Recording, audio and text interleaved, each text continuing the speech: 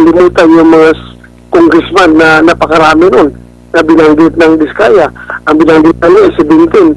Mabuti kung 17 lang yun, baka mas marami pa. Dapat yung kanyang passport ay kinansila na para mapilitan itong umuwi at pauwiin ng mga kung nasaan na anong bansa man ito siya ngayon. Mapauwi na ito. Pero kung ayaw nila, huwag nilang ikansila ang passport. Opo, tsaka meron daw death threat, Senador.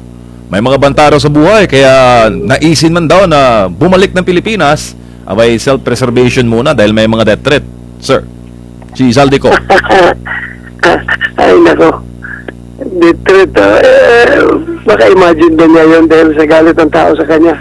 Na-imagine na niya yung death threat na yan. Itong nangyayari ngayon sa mga baha, matindi, marami na po, daan-daan na po ng casualties sa Bagyong Tino. Pag binuksan po ulit yung investigasyon sa flood control, makatarungan po ba na Gutierrez pa rin ang topic at hindi itong mga resulta ng dilubyong dala ng Bagyong Tino, Senador? Well, kasi ang significance doon sa kay Gutierrez is that yung talagang nagdawit, no? Kasi noon hanggang Saldico lang ang tinutumbok. Ngayon, yung testimonya ni Gutierrez, yung talagang nagdadawit kay dating Speaker Martin Romualdez. So, hindi pwede ibaliwala yun. Dahil gusto mo kaya natin matumbok talaga yung mga mastermind. So, dapat very important na mapalo up yung testimonya ni Gutierrez. So, at saka yung marami sinabi ang Diskaya, mga Diskaya, no, na mga congressman. Mukhang enjoy yung mga congressman hindi na napapansin, tahimik na sila. Samantalang ang focus ng attention nandun sa mga senador. Kami na nga nag-imbestiga, ang napupukusan pa sa investigasyon yung mga senador. Anyway, kung may kasalanan yung mga kasamahan ko, ipananagutan nila yan at kaya nila harapin yan, pero hindi pwedeng kalimutan yung mga congressman na napakarami nun na binanggit ng Diskaya. Ang binanggit na niya ay 17. Mabuti kung 17 lang yan, baka mas marami pa. Opo, bumabati po ng magandang gabi sa inyo si Kyoko Sudu, Senador, at tinatanong niya, dahil nabanggit po sa Senado ang pangalan ni former Speaker Romualdez, nakikita niyo po ba yung possibility na maimbitahan ang dating Speaker sa pagdinig? Well, kung seryoso ang Diribong Committee, pwede namang imbitahan at pero hindi pwede pilitin. Pwede imbitahan pero hindi pwede pilitin na mag-appear dahil nga meron tayong interparliamentary courtesy. Congressman pa rin naman siya hanggang ngayon. So kung gusto niya magpaliwanag at voluntaryo siyang pupunta after na imbitahan, din wala siguro problema. Walang problema dahil may nangyari naman na mga ganyan, no? Voluntaryo. Huwag lang pilitin. Pero si Saldico ay dapat talagang mapilit itong humarap dahil wala na itong parliamentary courtesy na pwedeng pagmamayabang dahil hindi naman sa senador o resign naman siya.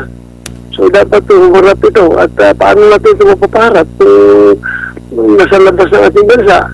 Dapat kung seryoso sila na papapanagutin yung tao na ito ay dapat yung kanyang passport ay kinansila na para mapilitan itong umuwi at pauwiin ng mga kung nasaan na anong bansa man ito siya ngayon.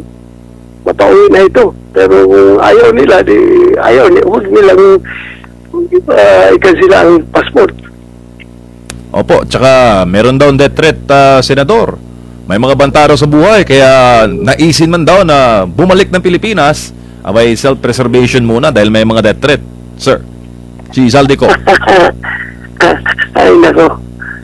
Death threat, baka imagine na niya yun dahil sa galit ng tao sa kanya. Na-imagine na niya yung death threat na yan. Opo, at saka tinatanong dito ni Jeanette at bumabati rin sa iyo, Sen, ng magandang gabi. Sabi niya, imposible naman daw na yung nakakataas kay Zaldico o parang ibig niya sabihin yung speaker, dating speaker, walang alam doon sa ginagawa ng dating APRO chairman, Senador. Imposible. Imposible hindi magkikilos yung APRO chairman kung ang approval ng boss mo. Yung direct boss niya is the speaker. Hindi mo niya pwedeng mag-discarte dyan na sarili niya. With the clearance naman palagi sa speaker yan. So, hindi po pwedeng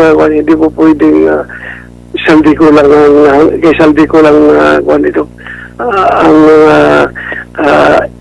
ang ending ng investigasyon. At saka yung sabi niyang detroit, no, balikan natin yung detroit kasi sabi niya, ilang yung bodyguard na sabi ni Gutesa na bodyguard ni Saldico, 90 o 120 ba? Nasa 90 daw, Sen. Nasa 90. Nasa 90. Takot ka ng detroit, may 90 ka na security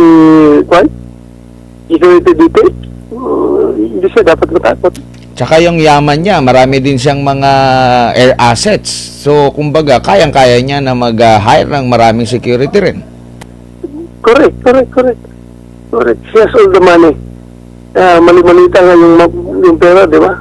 She has all the money na mag-hire ng security.